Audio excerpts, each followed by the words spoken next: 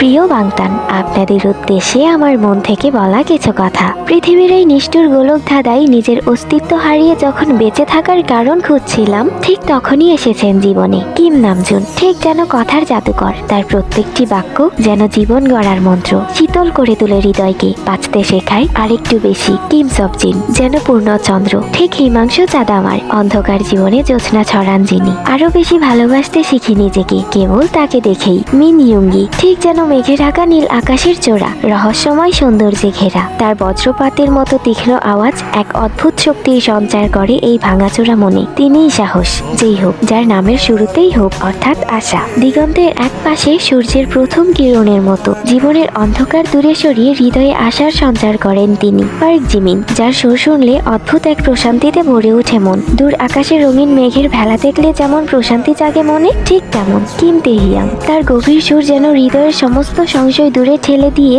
নিজেকে নিজের মুখোমুখি হতে শেখায়, হাত ধরে দাঁড় করায় নিজেকে নিজের সামনে। জিওন জংকুক ঠিক যেন বয়ে চলা নদীর মতো, তার কাছ থেকেই শিখি থেমে গেলে চলবে না, স্বপ্ন পূরণের পথে নিজেকেই নিজের পথ তৈরি করে নিতে হবে। জীবনে আসার জন্য অসংখ্য ধন্যবাদ বাংতান। ভালোবাসতাম, ভালোবাসি এবং সারা জীবন এভাবেই ভালোবেসে যাব।